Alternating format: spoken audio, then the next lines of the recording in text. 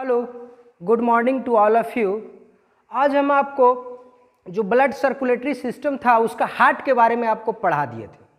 आज हम जो उसी का ब्लड सर्कुलेटरी सिस्टम का ही एक इम्पॉर्टेंट भाग है रक्त, जिसे हम रुधिर भी कहते हैं और अंग्रेजी में उसे ब्लड भी कहा जाता है, उसके बारे में हम विस्तार रूप से चर्चा करते हैं। रक्त हमारे शरीर का एक तरल संयोजी ऊतक है। तरल डेट मीन्स कि ये तरल रूप में पाया जाता है, द्रव के रूप में पाया जाता है, इसलिए तरल है। और चूंकि ये पूरी बॉडी में सभी जगह जाकर कोशिकाओं का संयोजन करने का भी काम करता है, इसलिए इसे हम तरल संयोजी ऊतक कहते हैं। ये रक्त लाल रंग का गाढ़ा द्रव होता है जिसका पीएच वैल्यू 7.4 है। 7.4 पीएच वैल्यू का मतलब हो गया ये क्षारीय प्रकृति का होता है, क्योंकि हम जानते हैं पीएच स्केल के अनुसार जिसका वैल्यू 7 से कम हो जाए वो अम्लीय प्रकृति का होता है और जिसका वैल्यू पीएच स्केल पर 7 से अधिक हो वो क्षारीय प्रकृति का होता है। तो इसलिए रुधिर जो हमारा है क्षारीय प्रकृति का होता है। ये जो रुधिर है पूरे शरीर के वजन का लगभग 6 से 10% होता है। इसके बाद औसतन एक मनुष्य में लगभग 5 से 6 लीटर रक्त पाया जाता है, लेकिन महिला में पुरुष की अपेक्षा आधा लीटर से लेके 1 लीटर तक खून कम होता है। खून उसी को बोल रहे हैं रक्त या रुधिर या फिर ब्लड, वो कम होता है इसमें। अब देखिए जो रक्त है इसका काम क्या है हमारे शरीर में। तो रक्त या रुधिर का काम है भोजन, विटामिन, खनिज लवण, ऑक्सीजन और CO2 को निर्दिष्ट स्थानों तक पर पहुंचाना, मतलब जहां जिसको जाना है। जैसे ऑक्सीजन को भी प्रत्येक कोशिका के पास जाना है, कार्बन डाइऑक्साइड को वहां से लाके फिर फेफड़ा तक छोड़ के फिर नाक के द्वारा बाहर निकालना है। तो इस सारे चीज को ले जाने का काम ब्लड ही करता है, रुधिर करता है। साथ ही साथ उत्सर्जी पदार्थ को उत्सर्जी अंगों तक पहुंचाना, मतलब हमारे शरीर में जो भी बेकार पदार्थ हैं, अपशिष्ट पदार्थ हैं, पॉइजनस सब्सटेंसेस हैं, उसको उत्सर्जी अंग, डेट उत्सर्जिंग अंग में जो मेन है वो किडनी होता है, ब्रिक, उसके पास पहुंचाने का भी उत्सर्जी पदार्थ का काम ये रुधिर ही करता है। इसके साथ ही साथ हमारे शरीर का तापमान नियंत्रित करता है ये रक्त। शरीर का तापमान नियंत्रित करने का अर्थ है, चूंकि हम जानते हैं कि मनुष्य के शरीर का तापमान 37 डिग्री सेल्सियस या फ़ारेनहाइट में बोलते हैं तो 98.4 डिग्री फ़ारेनहाइट होता है। तो हमारे शरीर के तापमान को ये नियंत्रित करके ही रखता है। दूसरा, जीवाणुओं तथा अन्य पदार्थों को नष्ट करना। हमारे शरीर में बहुत सारे जीवाणु आते रहते हैं या फिर वायरस वगैरह भी आ सकते हैं, तो और भी इस प्रकार का जितना भी नुकसान करने वाला पदार्थ है वो सब को नष्ट करने का काम भी रुधिर करता है। दैट्स भाई रुधिर अर्थात रक्त हमारे शरीर के लिए एक बहुत ही इम्पॉर्टेंट भाग है। अब हम आगे देखते हैं कि रुधिर को कितने भागों में बांटते हैं। रुधिर को हम 2 भागों में बांटते हैं। एक तरल वाला भाग होता है जिसे हम प्लाज्मा कहते हैं, और दूसरा इसमें पार्टिकल्स वाला कणिकाएं के रूप में होता है जिसे हम रुधिर कणिकाएं या ब्लड कॉर्पस्कल्स कहते हैं। तो सबसे पहले अब हम प्लाज्मा के बारे में देखेंगे कि प्लाज्मा क्या है रक्त में। तो रक्त में जो तरल वाला भाग है प्लाज्मा, ये हल्के पीले रंग का चिपचिपा द्रव होता है। मैंने पहले ही बता दिया था कि रुधिर का ये जो प्लाज्मा भाग है ये तरल होता है। तो देखिए द्रव है, हल्के पीले रंग का होता है, चिपचिपा टाइप का द्रव होता है। और पूरे ब्लड का, जैसे हमारे शरीर में लगभग 5 से 6 लीटर ब्लड है, रक्त है, इसका 50 से 55% भाग हमारा प्लाज्मा ही होता है। और 50 से 55% प्लाज्मा में भी 90% उसमें जल की मात्रा होती है। और शेष जो 50-55% में 10% बच गया, उसमें रुधिर, प्रोटीन तथा कार्बनिक एवं अकार्बनिक बहुत सारे पदार्थ पाए जाते हैं। किसमें? प्लाज्मा में। प्लाज्मा में कुछ महत्वपूर्ण बहुत सारे प्रोटीन पाए जाते हैं, एल्ब्यूमिन, फाइब्रिनोजेन, ग्लोब्यूलिन, हिपैरिन और भी बहुत सारे पाए जाते हैं। ये सब मुख्य प्रोटीन हैं। अब जब ये प्लाज्मा से फाइब्रिनोजेन निकल जाता है, फाइब्रिनोजेन क्यों निकलता है, ये इसकी चर्चा हम बाद में करते हैं। इसी में आपको फाइब्रिनोजेन, रक्त का थक्का जब बनता है तो उसमें फाइब्रिनोजेन निकल जाता है इस प्लाज्मा से, तब उसी भाग को हम कहते हैं सेरम। उसी भाग को हम क्या बोलते हैं, सेरम कहते हैं। और भी याद रखिए, जितना भी बैक्टीरिया, वायरस, कुछ भी एक्टिव होता है हमारे शरीर में, एंट्री करता है, प्रवेश करता है, या जो भी रोगाणु होता है सभी पहुंच जाता है प्लाज्मा में ही। इसलिए जब हमारे शरीर में कोई बीमारी होता है तो जांच करने के लिए प्लाज्मा से ही जांच होता है, क्योंकि प्लाज्मा में ही सारे बैक्टीरिया जो भी और हानिकारक कीटाणु सब पहुंच जाते हैं। तो इसी के जांच से पता चल जाता है कि हमको कौन सा बीमारी हुआ है। अब देखिए, ये प्लाज्मा का और क्या काम है, इसका काम है जो पचा हुआ भोजन है और हार्मोन है उसका पूरा शरीर में संवहन करने का काम करता है, एक स्थान से दूसरे स्थान तक पहुंचाने का काम करता है। तो ये हमारा हो गया प्लाज्मा। अभी हम बोले थे रुधिर को दो भाग में बांटे थे, एक प्लाज्मा द्रव वाला भाग और एक रुधिर कणिकाएं पार्टिकल्स वाला भाग। तो आप ये भी कह सकते हैं कि सर रक्त जो है वो तो तरल ही दिखाई पड़ता है। ठीक है, तरल है, लेकिन वैसे तो हम लोग शरबत भी पीते हैं तो सिर्फ तरल ही दिखाई पड़ते हैं। तो क्या उस पानी में चीनी का कण नहीं मिला हुआ है? बिल्कुल मिला हुआ है पार्टिकल्स, लेकिन क्या वो आपको स्पष्ट दिखाई पड़ता है? नहीं, उसका साइज इतना छोटा होता है कि वो हमें पता नहीं चलता है, क्योंकि ये जो रक्त या रुधिर देख रहे हैं ये कोलाइड होता है और कोलाइड को हम लोग खुली आंखों से नहीं देख पाते हैं। कोलाइड जैसे दूध भी होता है, गोंद भी होता है, ये कोलाइड के चर्चा हम लोग 9th क्लास में ही केमिस्ट्री में कर चुके हैं, इसलिए उसके बारे में ज़्यादा चर्चा करेंगे नहीं। तो चलिए, दूसरा जो है रुधिर कणिकाएं, ब्लड कॉर्पस्कल्स, ये पूरे ब्लड का, पूरे रुधिर का 45% होता है। अब ये पूरा जो 45% है कण के रूप में, इसमें भी 3 कण पाए जाते हैं। सबसे पहला देखिए लाल रुधिर कणिकाएं, जिसे हम आरबीसी, रेड ब्लड कॉर्पस्कल्स कहते हैं। दूसरा श्वेत रुधिर कणिकाएं, जिसे हम डब्ल्यूबीसी अर्थात व्हाइट ब्लड कॉर्पस्कल्स कहते हैं। और तीसरा होता है रक्त पट्टिकाणु, जिसे ब्लड प्लेटलेट्स कहते हैं। अब तीनों के बारे में हम बारी बारी से चर्चा करते हैं। देखिए, सबसे पहले हम लाल रुधिर कणिका आरबीसी के बारे में बताते हैं, रेड ब्लड कॉर्पस्कल्स, क्योंकि रुधिर कणिकाएं में जो 45% पूरे ब्लड का ये है, उसको 90% ये लाल रुधिर कणिका ही होता है उपस्थित। अब देखिए, लाल रुधिर कणिकाएं यानी आरबीसी को हम इरिथ्रोसाइट्स के भी नाम से जानते हैं। बहुत बार एग्जामिनेशन में ये प्रश्न आ जाता है कि लाल रुधिर कणिकाओं को और किस नाम से जानते हैं, तो हमारा जवाब होना चाहिए इरिथ्रोसाइट्स। अब देखिए, ये जो लाल रुधिर कणिकाएं हैं, इसका सतह लगभग गोलाकार होता है। ऐसे अब बहुत जगह इसे लिखा हुआ दे सकते हैं कि उभय तल, मतलब उभय अवतल के आकार का होता है, लेकिन जनरली जो है इसका सतह गोलाकार ही होता है। देखिए, जो आरबीसी होता है लाल रुधिर कणिका, इसमें केंद्रक नहीं पाया जाता है।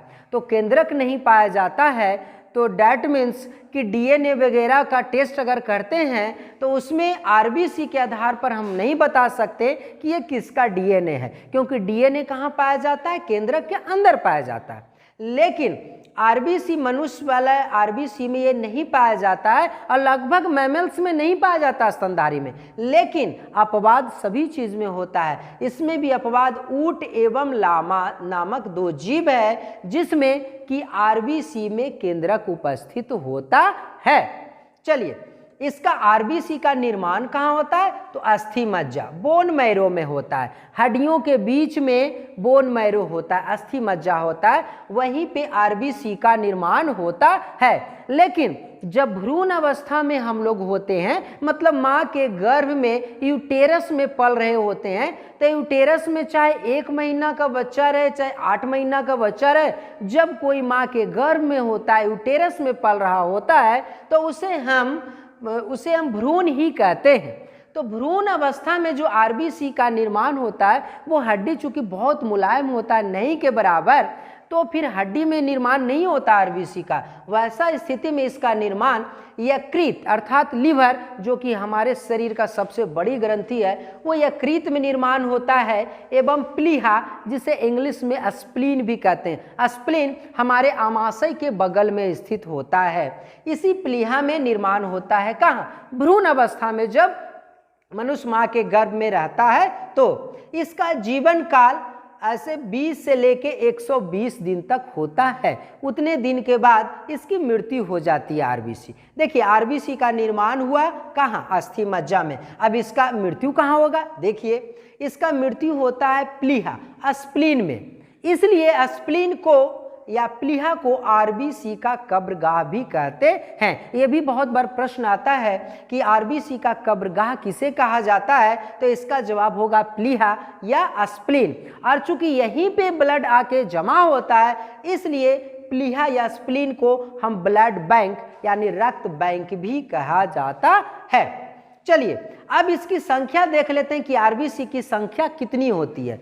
तो पुरुष में इसकी संख्या 50 लाख प्रति घन मिलीलीटर होती है। प्रति घन मिलीलीटर 50 लाख, लेकिन महिला में इसकी संख्या थोड़ा कम होता है, क्योंकि आपको पहले ही बता चुके हैं कि अगर पुरुष में 5 से 5.5 लीटर ब्लड है तो महिला में लगभग 5 लीटर ही ब्लड रहता है। मतलब पुरुष की अपेक्षा महिलाओं में आधा से लेके 1 लीटर तक रुधिर की कमी होती है।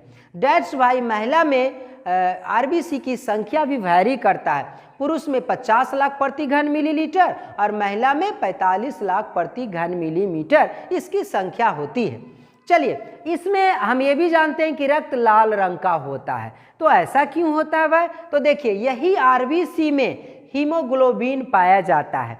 हीमोग्लोबिन 2 शब्द से मिलकर बना हुआ है। हीम एक रंजक है। इसी की उपस्थिति के कारण ब्लड का रंग यानी रुधिर का रंग लाल होता है। इसी में ग्लोबिन भी पाया जाता है। ग्लोबिन एक लौह युक्त प्रोटीन है, मतलब इसमें आयरन की मात्रा होती है, जिसका काम क्या है? ऑक्सीजन एवं कार्बन डाइऑक्साइड से संयोग करने की क्षमता रखता है। ये ऑक्सीजन से भी संयोग कर सकता है, कार्बन डाइऑक्साइड से भी। ये ऑक्सीजन से संयोग करके ऑक्सी हीमोग्लोबिन बनाता है और उसको पूरे शरीर में पहुंचाता है, और फिर पहुंचाने के बाद सभी कोशिकाओं के पास वहां से कार्बन डाइऑक्साइड से संयोग करता है और उसके बाद कार्बोक्सिलिक हीमोग्लोबिन बना लेता है और उसको फिर वापस लाके फेफड़ा में छोड़ देता है। उसके बाद नाक के द्वारा हमारा बाहर चला जाता है। अब देखिए कभी कभी क्या होता है, किसी में हीमोग्लोबिन की कमी हो जाता है। हीमोग्लोबिन की कमी इसका मतलब आरबीसी का कमी, आरबीसी का कमी इसका मतलब रक्त की कमी। तो इस प्रकार से एक बीमारी उत्पन्न होता है जिसे हम रक्ताल्पता कहते हैं। रक्त मतलब रुधिर खून और अल्प मतलब कमी, इसलिए हम रक्ताल्पता कहते हैं और इंग्लिश में इसे एनीमिया रोग कहते हैं। अब देखिए आरबीसी की संख्या अगर हम ऊंचाई पर चले जाते हैं तो आरबीसी की संख्या में लगभग 30% वृद्धि हो जाती है, और जब हम सोते हैं तो उस समय हमारे आरबीसी की संख्या में लगभग 5% की कमी हो जाती है। तो ये हम देख लिए लाल रुधिर कणिकाएं आरबीसी। अब हम चले आते हैं श्वेत रुधिर कणिकाएं, जिसे हम डब्ल्यूबीसी भी कहते हैं, व्हाइट ब्लड कॉर्पसलस। जिस प्रकार आरबीसी को हम इरिथ्रोसाइट्स कहते थे, ठीक इसी प्रकार डब्ल्यूबीसी को हम ल्यूकोसाइट्स के नाम से भी जानते हैं। चूंकि इसमें हीमोग्लोबिन नहीं पाया जाता है, इसलिए डब्ल्यूबीसी का रंग सफ़ेद होता है, रंगहीन हो गया है। अब देखिए इसमें केंद्रक उपस्थित होता है, मतलब अगर डब्ल्यूबीसी का कोई जांच करे इसका डीएनए से तो पता चल जाएगा कि किसका डीएनए से मैच कर रहा है। आरबीसी में तो केंद्रक ही नहीं था, लेकिन इसमें केंद्रक है। डब्ल्यूबीसी की संख्या जो है 6000 से लेके 10,000 तक वैरी करता है। अब ये भी परीक्षा में हमेशा क्वेश्चन आता है कि मनुष्य के ब्लड में यानी रुधिर में आरबीसी और डब्ल्यूबीसी यानी डब्ल्यूबीसी और आरबीसी का अनुपात कितना है। तो अगर डब्ल्यूबीसी अनुपात आरबीसी देखा जाए तो 1:600 होता है। क्योंकि हम जानते हैं WBC की संख्या 6000 से 10,000 है, जबकि RBC की संख्या हम देख रहे थे कि 45 से लेके 50 लाख तक है। इसलिए WBC और RBC का अनुपात 1:600 हुआ है। अगर परीक्षा में इसका विपरीत पूछ दिया कि RBC अनुपात WBC क्या होगा, तो आप यही याद नहीं कीजिएगा, RBC 600 अनुपात हो जाएगा ना, और WBC 1 अनुपात में। ये पलट के जवाब देना है। अब जो है इसका आकार जो है अनियमित आकार का होता है, जस्ट लाइक अमीबा। अमीबा भी देखते हैं हम लोग कि एकदम अलग अलग शेप तैयार कर लेता है, जिधर भोजन देखा उधर अपना सूडोपोडिया का निर्माण कर लेता है, कुटपाद का। ठीक इसी प्रकार WBC जो है अनियमित आकार का होता है, इसका कोई निश्चित आकार नहीं। इसका भी निर्माण कहाँ होता है? अस्थि मज्जा, बोन मैरो में ही होता है, अभी बता रहे थे हड्डी के बीच में होता है। और कभी कभी इसका निर्माण प्लीहा और यकृत में भी हो जाता है WBC का। इसका जो जीवन काल है वो 2 से 4 दिन होता है, और इसकी मृत्यु कहाँ होती है? तो रक्त में हो जाती है इसकी मृत्यु। अब इसमें बहुत सारे पार्टिकल, इसमें बहुत सारे कण है WBC में, क्या क्या उपस्थित है जो देखिए। जैसे इसमें न्यूट्रोफिल है, मोनोसाइट्स है। ये क्या काम करता है? जीवाणु जो भी रक्त में आ जाता है उसको खाने और पचाने का काम ये करता है। कौन? न्यूट्रोफिल और मोनोसाइट। साथ ही ये लिम्फोसाइट्स जो है विभिन्न प्रकार का एंटीबॉडी बना देता है और केमिकल वार करता है, रासायनिक युद्ध करता है एंटीबॉडी बनाकर, है ना। तो एंटीबॉडी बनाता है कौन? लिम्फोसाइट्स। तो इस प्रकार हम देख रहे हैं WBC में पाए जाने वाला न्यूट्रोफिल, मोनोसाइट्स, लिम्फोसाइट्स, ये सब जीवाणुओं को खाने का, पचाने का काम करते हैं। इस प्रकार हम कह सकते हैं कि हमारे शरीर का अगर कोई प्रतिरक्षा तंत्र है, सुरक्षा प्रदान करने वाला है, तो वो क्या है? WBC है। इसलिए इसे हम सुरक्षा प्रहरी भी कहते हैं। चलिए, ये 2 का पार्टिकल्स हो गया। तीसरा पार्टिकल्स में चला है जिसे हम रक्त पट्टिकाणु कहते हैं, इंग्लिश में इसे ब्लड प्लेटलेट्स भी कहते हैं। जिस प्रकार RBC को हम इरिथ्रोसाइट्स बोले थे, ठीक इसी प्रकार WBC को ल्यूकोसाइट्स और रक्त पट्टिकाणु अर्थात ब्लड प्लेटलेट्स को हम थ्रोम्बोसाइट्स कहते हैं। ये कोई रंग का नहीं होता है, रंगहीन होता है। साथ ही इसमें भी केंद्रक नहीं पाया जाता। देख लीजिए आप, RBC में भी केंद्रक नहीं था, इसमें रक्त पट्टिकाणु में भी नहीं है केंद्रक। सिर्फ केंद्रक किसमें उपस्थित था? WBC में। इसका भी निर्माण कहाँ होता है? अस्थि मज्जा, बोन मैरो में ही होता है। जीवन काल इसका 3 से 5 दिन। इसका मृत्यु कहाँ हो जाता है? प्लीहा में हो जाता है। और किसका? देखिए, RBC का भी मृत्यु कहाँ हो रहा था? प्लीहा में। इसलिए RBC का भी कब्रगाह था और प्लीहा में जाके ये ब्लड प्लेटलेट्स की भी मृत्यु हो जाती है। इसकी संख्या 1.5 से 3 लाख प्रति घन मिलीलीटर होती है ब्लड में। चलिए, इसका मुख्य जो काम है, किसका? ब्लड प्लेटलेट्स का काम है, वो मुख्य काम है रक्त का थक्का बनाना। ये ब्लड को जमाने का काम करता है। अगर अब देखिए, डेंगू बुखार अगर हो जाता है किसी के शरीर में डेंगू मच्छर काटने से, और याद रखिए डेंगू मच्छर कभी गंदा जल में नहीं रहता, ये साफ जल में होता है। और जब डेंगू मच्छर काट लेता है किसी को तो डेंगू ज्वर हो जाता है, और उसमें यही ब्लड प्लेटलेट्स की कमी हो जाती है। अब ब्लड प्लेटलेट्स की कमी हो जाती है तो इसकी पूर्ति करने के लिए आज के डेट में बताया जा रहा है कि बकरी का दूध पीना चाहिए, या पपीता का पत्ता के ऐसे करके पीना चाहिए, और बहुत सारा जितना मात्रा में हो सके फल का अगर सेवन करते हैं तो हमारा प्लेटलेट्स की कमी को पूरा किया जा सकता है। तो देखिए, ये रक्त का थक्का बनाता कैसे? जैसे ही अगर कभी शरीर के किसी अंग का हमको कट गया, छिल गया, तो उससे ब्लड निकलने लगता है। और जैसे ही रक्त शरीर, रुधिर शरीर से बाहर निकलता है, जैसे ही बाहरी वायु के संपर्क में आता है, ये थ्रोम्बोप्लास्टिन के रूप में बदल जाता है। अब थ्रोम्बोप्लास्टिन क्या करता है? थ्रोम्बोप्लास्टिन ये किसके साथ मिल जाता है? कैल्शियम के साथ। और थ्रोम्बोप्लास्टिन कैल्शियम के साथ मिलके थ्रोम्बिन का काम कर देता है। देखिए, जैसे ही संपर्क में आया, थ्रोम्बोप्लास्टिन का निर्माण हुआ वायु के संपर्क में आने से, और उसके बाद कैल्शियम के साथ मिलकर, चूंकि इसमें कैल्शियम भी पाया जाता है, थ्रोम्बिन का निर्माण करता है। फिर क्या करता है ये थ्रोम्बिन? और देखिए, आपको यहाँ पे दिखाए थे फाइब्रिनोजेन, किसमें? प्लाज्मा में। तो ये फाइब्रोनोजिन के साथ मिलकर थ्रोम्बिन फाइब्रिन नामक रचना का निर्माण करता है। ये फाइब्रिन क्या करता है, जाली नुमा रचना बना देता है, जिसके कारण रक्त वहीं पे रुक जाता है और शरीर के बाहर फिर नहीं निकल पाता है। ये 3 से 4 मिनट में ही क्रिया हो जाती है। दैट्स वाई ब्लड प्लेटलेट्स हमारे शरीर के लिए बहुत ही इंपॉर्टेंट रोल अदा करता है, क्योंकि अगर शरीर के अंग से अगर कहीं से खून निकल रहा है तो उसको जमाने में महत्वपूर्ण भूमिका यही निभा रहा है। अगर नहीं ये बना पाएगा, ब्लड प्लेट्स इसको नहीं जमाएगा, तो हमारे शरीर से निरंतर खून निकलते रहेगा, जिस वजह से इंसान की या कोई भी जीव की मृत्यु भी हो सकती है। हम आशा करते हैं कि ये रक्त या रुधिर अर्थात ब्लड के बारे में आपको पूरी अच्छी तरह से समझ में आ गया है। अगर आ गया है तो अब देखिए हमने बहुत सारा नोट्स लिख दिया है, आपका इंपॉर्टेंट नोट्स है, इसको आप लोग वीडियो पॉज करके लिख भी सकते हैं। और आगे भी हमारा वीडियो आपके मोबाइल पे सबसे पहले पहुँचे तो हमारे YouTube चैनल को नीचे जो लाल रंग का सब्सक्राइब बटन है उसको दबाना ना भूलें और हमारी वीडियो को लाइक और शेयर भी करें। आज के लिए इतना ही, अगला वीडियो लेके हम आपके पास बहुत जल्द उपस्थित होंगे। धन्यवाद।